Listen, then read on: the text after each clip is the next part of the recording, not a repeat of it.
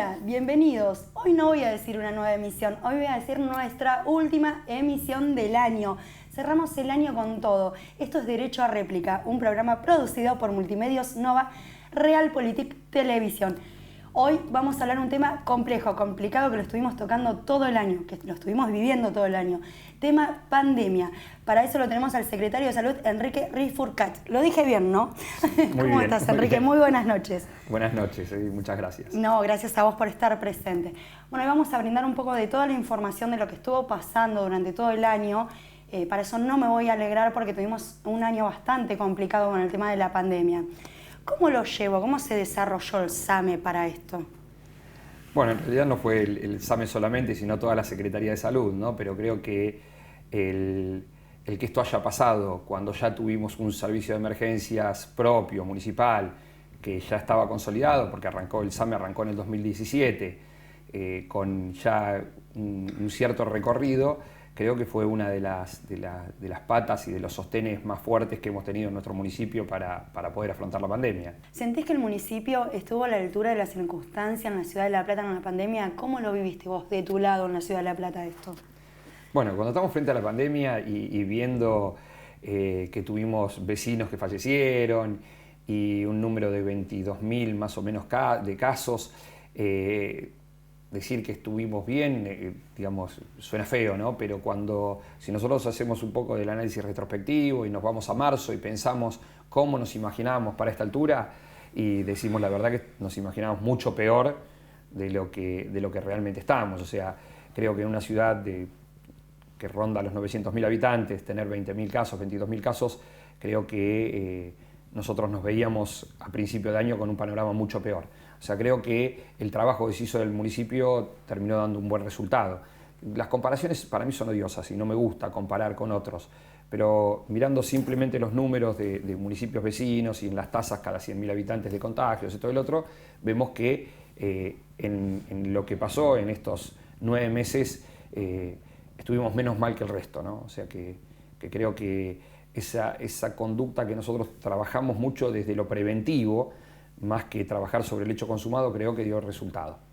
Estábamos hablando fuera de cámaras del tema de las camas, el tema que se vivió en la República de los Niños. ¿Cómo fue el presupuesto? ¿Cómo se destinó al principio, no?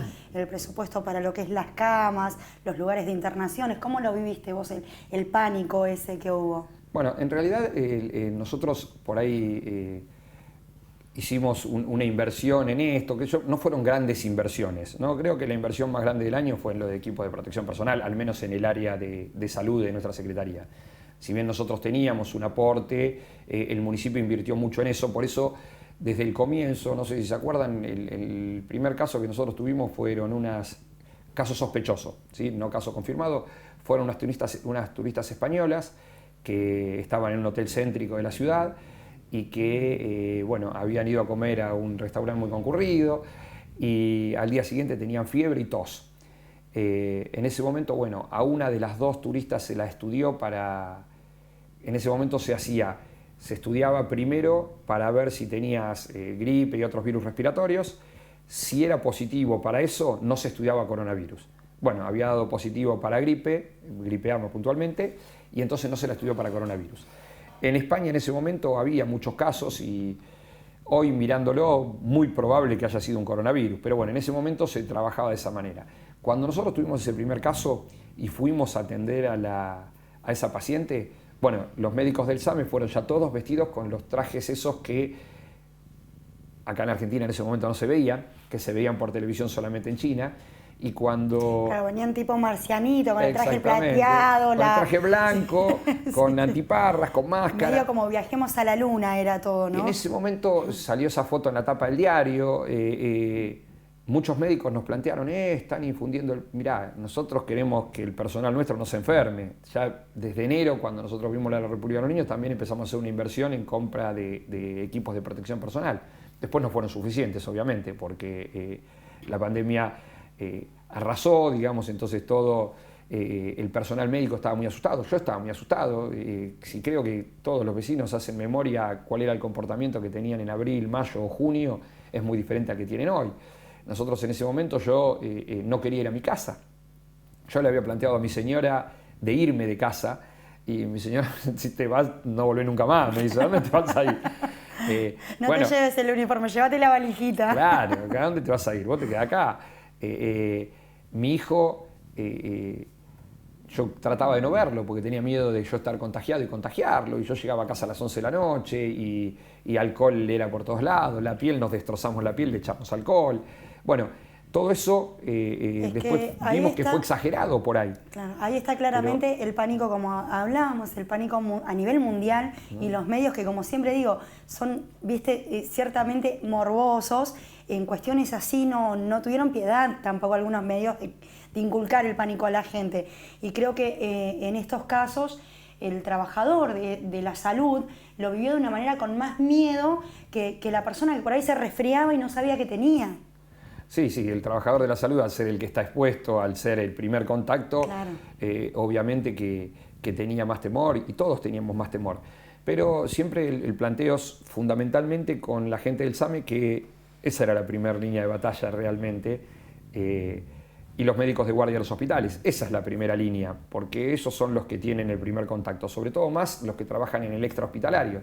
Porque el que llega en el extrahospitalario llega a atender un paciente que tiene fiebre, que tiene esto, y está en la casa del paciente, no está dentro de la guardia de un hospital, que está preparado para trabajar y con las puertas cerradas. Bueno, uno llega a la casa de un paciente y está atendiendo a un paciente y se le rompen los guantes, y si el paciente está medio crítico, no tiene posibilidades de ir y ponerse otro par de guantes.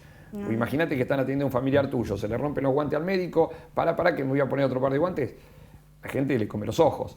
Esa es la primera línea de batalla, sobre todo con ellos trabajamos mucho explicándoles que era razonable que tengan miedo, que el miedo es natural, pero que el miedo no nos tiene que cegar. Tenemos que tener un miedo suficiente como para hacernos que seamos prudentes, que no nos expongamos. Claro, fueron los soldados en el ejército de esta enfermedad, digamos, ¿no? El personal de salud. Sí, exactamente, yo creo que fue de esa manera. Y bueno, y así se fue dando y fuimos tomando medidas y fuimos viendo después, empezamos rápidamente a ver... a darnos cuenta de cuáles eran los errores que estábamos cometiendo, ¿no? Cuando nosotros tomamos una medida y estamos hablando de que protegemos la salud, pero nos cuidamos exclusivamente del coronavirus, decimos, ¿en realidad estamos protegiendo la salud? ¿O creemos que estamos protegiendo la salud? Porque la salud es el complejo bienestar físico, psíquico y social. Y si claramente, yo me comparto totalmente. Claro, y si yo me preocupo exclusivamente por el coronavirus, me estoy olvidando de la parte social, me estoy olvidando de la parte psicológica, que eso fue terrible en los más chicos y en los más grandes. Y dentro de la parte física tenemos un retraso en diagnósticos de miles de patologías potencialmente graves e incluso potencialmente mortales por el temor que le infundamos nosotros mismos a la gente. Se van a morir todos, si te contagias vas a contagiar al resto. Esto era una, tipo una película de zombies, ¿viste? Vos decías coronavirus y no ibas a saber cómo iba a terminar la población tampoco, ¿no? La sociedad creó un pánico de zombies más que de una enfermedad que había que prevenir. Pero claro, y para mí eso es una enfermedad claramente que teníamos que trabajar desde el primer nivel de atención. No teníamos que trabajar tanto en, sí, obviamente que es necesario, pero no tanto en fortalecer las terapias intensivas. Lo que nosotros teníamos que hacer era lograr que ese desbalance que había entre la demanda de enfermedad que veníamos viendo en todo el mundo y la oferta sanitaria no sea tal. Entonces teníamos que trabajar, sí, para aumentar un poco la oferta, pero fundamentalmente teníamos que trabajar para bajar la demanda. Porque si nosotros teníamos que toda la gente se enfermaba de golpe, no iba a haber oferta que podamos tener sanitaria que pueda llegar a aguantar. Pero si nosotros lográbamos disminuir esa demanda, bueno, podíamos tratar de apuntar a equilibrar un poco la balanza. Y eso es lo que se hablaba al comienzo cuando se decía hay que aplanar la curva. ¿Aplanar la curva qué significa? Que si nosotros sabemos que se va a enfermar X cantidad de gente, 10.000 personas que se van a enfermar, bueno, que esas 10.000 personas no se nos enfermen todas juntas, que se enfermen... Que nos dé tiempo a recurrir a la ayuda por parte, ¿no es cierto? Pero cuando nosotros estamos diciendo eso, tenemos que hacernos cargo de que hay una enfermedad y que nos tenemos que enfrentar a esa enfermedad y que no la vamos a poder evitar porque está ahí afuera. En el comienzo, nosotros quisimos evitar la enfermedad. No quisimos afrontar la enfermedad como después lo tuvimos que hacer en forma obligatoria, porque después llegó un momento que después de tanta cuarentena la gente ya no aguantó más, se empezaron a fundir negocios, empiezan los problemas psicológicos, psiquiátricos, la gente empieza a salir a la calle por sí sola. La economía, como vos decís, fue terrible. Toda la parte social fue muy afectada. La educación es el desaprendizaje que hubo este año, fue terrible. Pero bueno, esas son las cosas que nosotros decimos, bueno, nos equivocamos. Es razonable equivocarse, el mundo entero se equivocó. ¿Por qué nosotros no nos vamos a poder equivocar? Pero no sabíamos a qué nos enfrentamos. Claro, ahora, como digo en todos los sí. programas, algo totalmente desconocido. El problema a veces nos queda... si ese error que nosotros tuvimos lo volvemos a repetir. Y ahí sería lo grave. Yo creo que tenemos que aprender de los errores que tuvimos para no repetirlos. Y hacernos cargo de que nos equivocamos, porque es natural. Vamos a irnos un poquito a provincia, porque tengo tantas preguntas para hacerte y a veces nos termina quedando tan corto el programa, como lo digo, que no quiero dejar pasar nada, ¿no es cierto?, para nutrir a la gente en este último programa, que sepa cómo afrontar, cómo viene desde marzo hasta la fecha, y después vamos a hablar un poquito cómo se va a venir el 2021. Pero en este momento me quiero ir a provincia, comparto también está la ciudad de La Plata, pero más allá de un gobierno, ¿sentís que hubo muchas idas y vueltas políticas del funcionario, obviamente político, en lo que es salud? Hubo a nivel nacional, a nivel provincial. Nosotros siempre tratamos de ser lineales, obviamente, y mantener una misma línea con nación y provincia, que es lo que corresponde. Pero sí hubo muchas idas y vueltas cuando uno ve las comparaciones que se hacían al comienzo, que por ahí dice necesario, ¿no? Pareciera como que no era necesario, pero por ahí era útil desde otro punto. No sé, yo tengo una visión más acotada, que es a mi municipio. Pero esas idas y vueltas son las que por ahí generan esa situación de controversia en la gente, ¿no? Yo siempre me acuerdo, mi papá me decía predicar con el ejemplo. Entonces, cuando por ahí vemos situaciones que uno dice, no estás predicando con el ejemplo, esas creo que son las peores situaciones. Y cuando nosotros tenemos que tener un ida y vuelta, no está mal tener un ida y vuelta. Lo que está mal es no reconocer el que la primera conducta que tomamos fue equivocada, pero que nosotros lo hicimos con la mejor intención. O sea, nosotros lo estamos haciendo para nosotros, para nuestros hijos, para nuestros amigos, para nuestros vecinos. O sea, la conducta, la decisión que uno toma es la decisión que mejor cree en ese momento. Y después, cuando pasa el tiempo, estamos arriba de una pandemia, no tenemos datos científicos, no tenemos nada. Puedes decir, uy, qué buena esta que tomé, qué buena esta conducta, reforcémosla. Esta no estuvo buena, cambiémosla. Pero está bien, o sea, es natural y es razonable. Cuando eso no pasa, es ahí que el ida y vuelta molesta.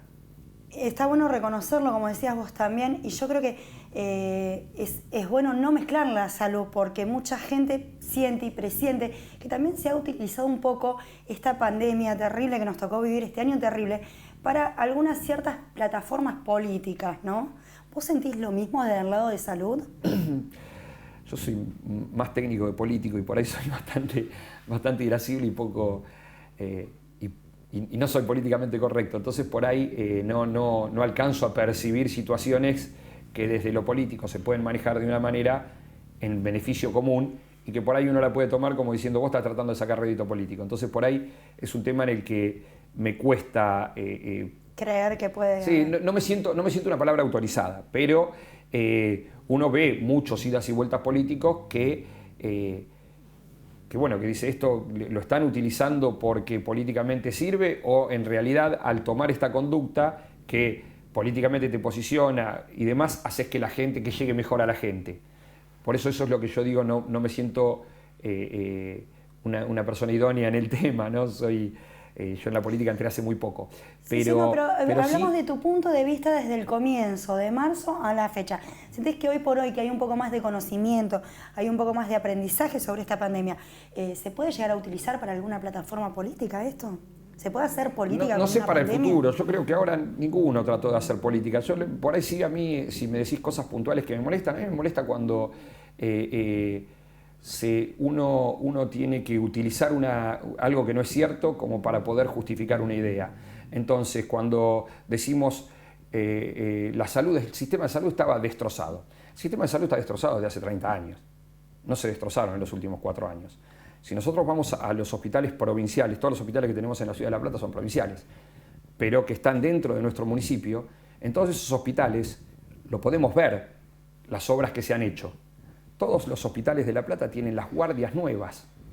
Uno va a la guardia del San Juan de Dios, que se inauguró hace un año y medio, en agosto o por ahí un poco antes del 2019, y parece que estuviera en otro país. Y vemos el SAME, que se implementó en más de 100 municipios de toda la provincia, y está bien, los SAMEs son municipales, cada municipio le dio su impronta al SAME, pero la provincia es la que nos había dado las ambulancias, la ropa, capacitaciones y demás. ¿Hubo Y cada un uno le punto dio su impronta. negativo en la Entonces, cuando provincia? Enrique, perdón, te corto un cachito ahí porque no quiero dejar de preguntarte, porque hubo también una discontinuación de palabras de la provincia con el SAME. ¿Hubo una afrontación con el SAME y la provincia? Lo que pasa es que, al menos en el caso nuestro, pasó lo que estaba proyectado, ¿no? El SAME era un programa que iba haciendo con aportes de provincia decrecientes para llegar a fin del 2019, como en el caso nuestro, ya sin aportes provinciales. Y bueno, con nosotros pasó eso. Pero el programa, sinceramente no sé bien cómo sigue, pero antes, no sé por qué es de provincia, ¿no? Antes era lo que era la provincia, era el SAME GIE, que era SAME GIE, es Grupo de Intervenciones Especiales. Para lo que había quedado el remanente, digamos, de provincia, era un grupo de intervenciones especiales que daban apoyo a diferentes situaciones. El SAME fue un programa que se creó, que se proyectó, que se programó y que se empezó a desarrollar. La gran mayoría de los municipios se sumaron, algunos municipios como, no sé, La Matanza, que fue de público conocimiento, no se había sumado, pero la gran mayoría se había sumado. Cuando, con la nueva gestión, ese programa se dejó de lado, al menos nosotros pasábamos informaciones todos los meses a provincia, como para que se vaya haciendo un panorama, eso se discontinuó y el SAME dejó de ser SAME GIE para empezar a llamarse CIES, que era como se llamaba antiguamente, que es Sistema Integrado de Emergencia Sanitaria, creo que significa CIES, pero no, desconozco cuál es el programa del CIES. Sí, yo también, pero siento que el país está en una situación que gastar presupuesto en estas cosas, cambio de nombres y demás, vuelta, y es como hablábamos hoy, hay una ida y vuelta entonces política interna, ¿no? Volvamos un poco a La Plata. Creo que es lo político, sí. ¿Cómo ves el índice de contagio con las fiestas clandestinas que se han llevado a cabo, que fueron bastantes y fueron interrumpidas, ¿no es cierto? También algunas, la mayoría creo que fueron enfocadas e interrumpidas. ¿Viste un nivel de contagio mayor con esto de las fiestas clandestinas? Siempre y cuando tenemos mayor circulación de gente, el riesgo del aumento de los contagios es mayor, obviamente. Y en las fiestas, sobre todo cuando son en lugares cerrados, ese es el mayor riesgo de contagio. El mayor riesgo de contagio lo tenemos por el contacto estrecho en los lugares cerrados. Eso ya creo que no existe ninguna discusión. No se vio un aumento considerable en el número de casos, como lo que pasó con el velorio de Maradona, que ya hace unos 20 o un poco más de días, y no se vio que haya habido un incremento de casos en Capital Federal como uno hubiese pensado por eso. Pero bueno, en el caso del velorio de Maradona era más al aire libre, entonces las posibilidades de contagio siempre disminuyen cuando uno está al aire libre. En los ambientes cerrados es a lo que mayor temor le tenemos nosotros. El ambiente cerrado y el contacto estrecho, sobre todo cuando hay más alcohol y demás, que ya el uso del barbijo prácticamente es nulo, y es eso en lo que nosotros queremos trabajar fuertemente. Pero siempre el número de casos que nosotros vemos es un dato estadístico que sirve, que lo tenemos que utilizar, pero muchas veces sabemos que no refleja la realidad de lo que está pasando. Ahora en este momento se empieza a hablar de nuevo de el rebrote. El rebrote o esto o lo otro. Yo creo que el rebote, hablar fase hoy, cero, sí. Todo el mundo empezó otra vez con el pánico que vamos a volver a eso. Se está hablando en todos lados, como decís, el tema del rebrote y se va a volver a fase cero. ¿Esto puede llegar a pasar? Eso, no, yo al menos creo que por lo pronto no. Yo creo que hoy hablar de rebrote o de segunda ola creo que no estamos cerca de eso. Pero ¿qué es lo que sucede? Cuando uno empieza a instalar el tema, la gente se empieza a asustar. Ahora estamos en época de empezar a usar el aire acondicionado, el fin de semana pasado hizo frío a la noche, los chicos salen, bueno, es momento de que empiezan las anginas, los dolores de garganta. Si nosotros no tuviéramos el tema instalado, esos chicos de 20 años que tienen dolor de garganta no dicen nada. Ahora, como el tema lo estamos instalando de nuevo, esa gente empieza a llamar nuevamente, empieza a circular. Claro. Está bien que llamen, no estoy diciendo que eso esté mal, está bien que avisen al primero de los síntomas, quiero que eso quede claro, pero también sabemos que cuando nosotros más hablamos del tema, más llamados vamos a tener al 148, al 107, se empieza a instalar de nuevo el tema.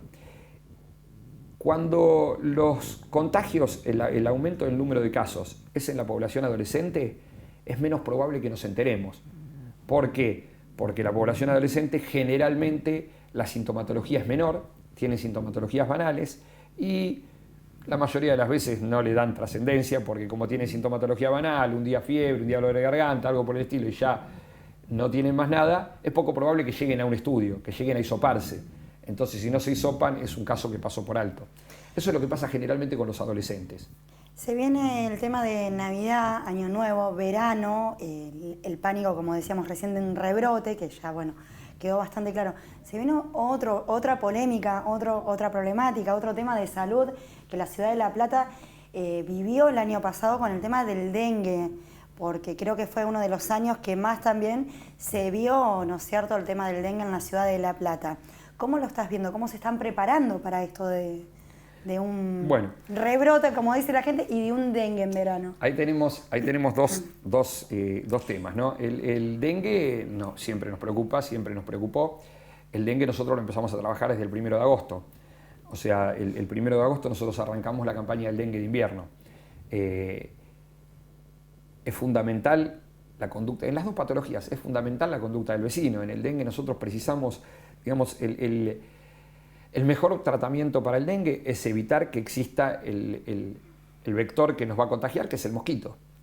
Entonces, ¿cómo hacemos nosotros para disminuir el número de un mosquito que es intradomiciliario? Concientizando a la gente, explicándole a la gente que no deje tachos con agua, que los cepille, que los deje boca abajo. ¿Por qué? Porque el huevo del mosquito está en la parte seca del balde. Cuando toca contacto con el agua en determinada temperatura, ya puede eclosionar y nacer la larva, todos los estadios, hasta que es el mosquito adulto y puede llegar a picarnos y contagiarnos el dengue. Entonces nosotros lo que tratamos de trabajar desde el 1 de agosto es el momento de decir descacharreo. Descacharreo, descacharreo, descacharreo. La fumigación es útil para los espacios públicos, sí es útil, genera un efecto también tranquilizador para el que ve que se está fumigando, pero tenemos que recordar que el dengue es fundamentalmente intradomiciliario. El dengue, lo que se ve, lo que se ha visto en todos los últimos años es que tiene oleadas de 4 años, de cada 4 años. Tuvimos un pico importante en el 2016, en el 2020 tuvimos el pico más grande de la historia mundial de dengue. Ya más de la mitad de los países del universo del mundo, del planeta, tienen la posibilidad de contagiarse de dengue porque el mosquito existe ya en más de la mitad de los países. Pero este año seguramente no va a ser tan grave como fue en el año anterior. No podemos hacer futurología, pero por lo que nosotros venimos viendo en los países tropicales, que son los que primero empiezan a sufrir el dengue, no estamos viendo la misma situación que se vio el año pasado. Esto no quiere decir que nos tengamos que relajar, obviamente. Lo estamos trabajando y lo estamos trabajando fuertemente. Ahora se superpone porque en enero, febrero es el momento que empiezan a aparecer más casos de dengue y la sintomatología puede ser compatible. Hoy vieron que la sintomatología del coronavirus es muy amplia, entonces pueden llegar a ser compatibles, entonces eso puede llegar a complicar un poco el diagnóstico. Pero bueno, cuando llegue el momento vamos a ver qué pasa en febrero, qué pasa en ese momento, a ver cómo se va a manejar, desde cuáles son las normativas que nos van a manejar de nación y provincia para manejar la toma de muestra del dengue en los lugares que se hacen. Recordemos que cuando arrancó el coronavirus, el único lugar que había... proyectar una prevención, digamos, ¿no es cierto? Claro, porque nosotros en el dengue precisamos tener el diagnóstico precoz, porque el dengue, cada paciente que aparece con sintomatología compatible a dengue, requiere un control de foco de ese lugar, un tratamiento específico del paciente, un aislamiento relativo, porque nosotros tenemos que evitar que ese paciente que tiene dengue no es un problema que esté, si yo tengo dengue no es un problema que esté acá con ustedes, no, el problema es que me pique un mosquito, porque si a mí me pica un mosquito, ese mosquito pasa a estar infectado y ese mosquito ahí sí te puede picar a vos y contagiarte. Entonces, el aislamiento del dengue es para evitar, el paciente puede estar en su casa, pero tiene que estar todo el día con repelente puesto. La pasamos un gran año, ¿no? Para el dengue cierre puertas y ventanas, para el coronavirus abre puertas y ventanas. O sea, es como que estuvimos todo el año ahí. Y ahora viene el verano, que es la mayor complicación de eso. Sí. Pero bueno, la expectativa por ahí es, no sé si se estará planteando o no, pero tener las posibilidades de llegar a diagnósticos más tempranos del dengue. No tener que esperar mandar una muestra al Malbrán y que después de ahí tener el resultado que por ahí pasa una semana, 10 días. Volviendo al tema de salud, ¿no? Estuvo tan complicado. ¿Cómo viste los centros de salud, por ejemplo, municipales de la Ciudad de La Plata? Porque hablamos de los hospitales y no quiero dejar a menos hablar de los temas de la salita, de la unidad sanitaria, ¿no es cierto?, de cada cada barrio, cada distrito de la ciudad de La Plata. ¿Los viste preparados? ¿Cómo lo viste desde el comienzo? ¿Cómo los ves ahora? ¿Cómo están de insumos? ¿Cómo se manejaron los doctores y los enfermeros en los centros sanitarios? Bueno, la verdad yo estoy muy, en relación al personal estoy muy contento, muy conforme. Yo prácticamente no había llegado a conocerlos porque yo empecé a trabajar en la Secretaría de Salud en diciembre del 2016, ¿no?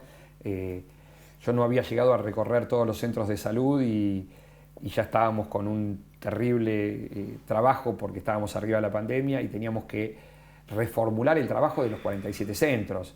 O sea, teníamos que garantizar la doble circulación, que muchos no tenían una doble circulación y lo tuvimos que hacer. Tuvimos que preparar consultorios para pacientes que podían ser coronavirus, para febriles, y el resto del consultorio para seguir atendiendo el resto de la patología.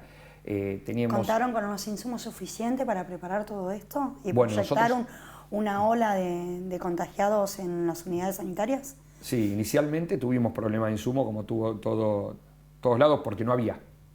El mundo buscaba los mismos insumos y no se conseguían. Nosotros habíamos tenido la suerte de que nos habíamos fortalecido en enero y febrero con equipos de protección personal. Viendo otros países que venían ya con la problemática, ¿no? Si esto nos viene, nosotros tenemos que estar preparados. Bueno, el intendente tuvimos un apoyo desde el minuto 1, que lo vio con la misma preocupación que lo veíamos nosotros. Todavía acá, nosotros organizamos, junto con la doctora González Ayala, le pedimos a la doctora González Ayala puntualmente, que es la titular de infectología, es una referente a nivel nacional y mundial también, ¿no? Que nos ayude a organizar una charla de coronavirus para nuestros médicos. Ella dijo, no, yo todavía no estoy capacitada para hablar de coronavirus, estábamos hablando a fin de enero. Y ahí, el 16 de febrero, ella armó un panel impecable, ella estuvo presente, ella ya tenía mayor, obviamente que no tenía los mismos conocimientos que ahora, porque todavía no se conocía el virus. Y bueno, y ahí, para que te des una idea, cuando nosotros hicimos esa charla en Italia había un único caso. O sea, fuimos pioneros en lo que fuimos viendo, lo fuimos viendo de otra manera. Y con este apoyo del intendente que teníamos, compramos equipos. En el tema, yo vi mucho el tema seguridad, el tema...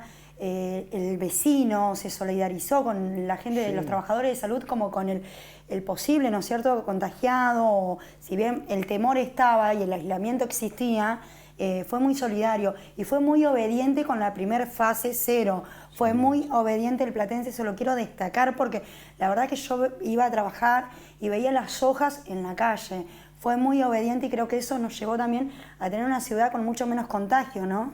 Yo no tengo dudas de que la conducta del vecino fue lo que hizo que a nosotros no hayamos tenido un impacto tan grande. Nosotros desde el municipio trabajamos en lo que creíamos que era necesario, disminuir el impacto. Ese era nuestro objetivo.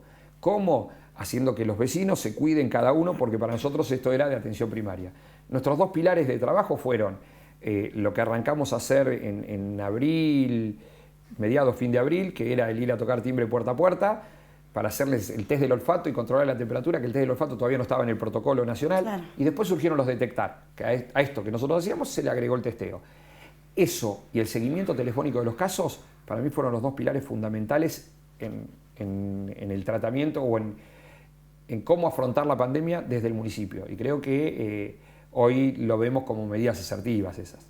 Nos queda muy poco, nada. Lamento, ¿no es cierto?, que no podamos seguir con esto. Te voy a pedir un minutito que le digas a la cámara, a la gente, a la sociedad, una proyección para el 2021 y cómo se va a manejar esto y qué le dirías hoy al ciudadano de la ciudad de La Plata, más que nada, ¿no?, que es tu sector, en breves palabras. Bueno, lo primero que le diría a los vecinos, muchas gracias por lo que hicieron este año, muchas gracias por cómo nos acompañaron en las conductas que nosotros creíamos que se debían tomar, y ese fue el pilar fundamental en afrontar la pandemia como lo hicimos desde el municipio. Yo creo que el 2021 no va a estar lejos de lo que habíamos pensado al comienzo. Al comienzo hablábamos de que esto tenía para 2 años. No vamos a tener en el 2021 el mismo impacto que tuvimos en el 2020, porque si fuera así tendríamos que hacer una fuerte autocrítica, porque sería un error mucho más nuestro que de los demás. Creo que el 2021 nosotros tenemos que...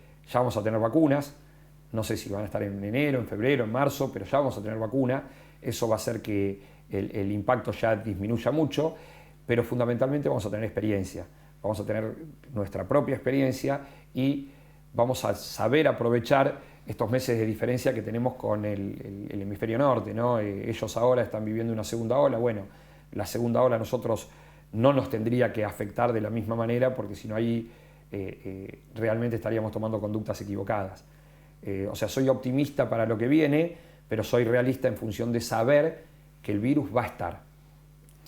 Bueno, eso fue todo. Yo te voy a pedir un brindis 2 veces por Quesagua, por un año mejor para todos ustedes.